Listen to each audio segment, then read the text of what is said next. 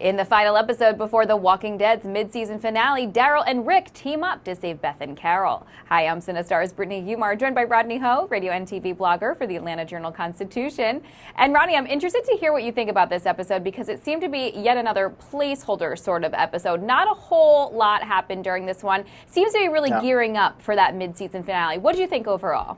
Yeah, I mean, it wasn't a terrible episode. I think it was a little more interesting than last week. I think because they jumped around. They were basically in 4 different places. They had the folks at the church, the folks at the hospital, the folks out on the road, after Abraham basically slapped around Eugene, and then you had the rescue crew. So, they bounced around, and there was always something going on. So it wasn't a terrible episode. It just, like you said, not that much happened. There wasn't any major deaths. I don't know. You know about this show. If you watch enough of it, this hostage situation is virtually guaranteed to go wrong in some way.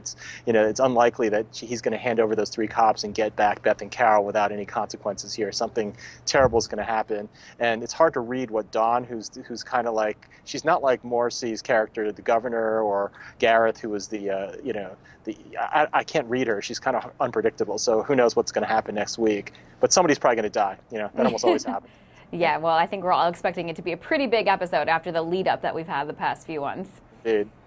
Now, how about Real Housewives of Atlanta? We finally got to meet the new housewife, Claudia. Now, she is friends with Kenya, which is probably a red flag to just about everybody, but she didn't seem too bad right off the start. What do you think? How do you think she'll mesh with the other women?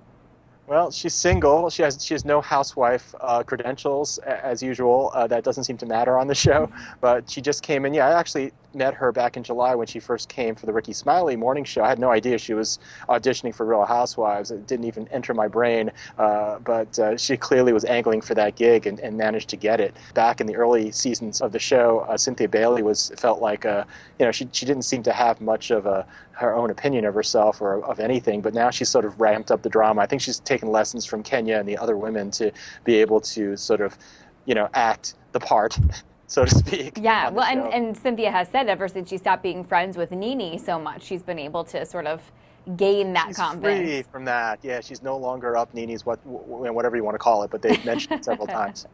Well, it'll be interesting to see how Claudia, continues to mesh with the women in future episodes. But we should also mention one other thing. You got a great interview this week. If you remember her from Party of 5 and Mean Girls, Lacey Chabert, you got to talk to her because she's actually got a bunch of other projects up her sleeve. What's she working on?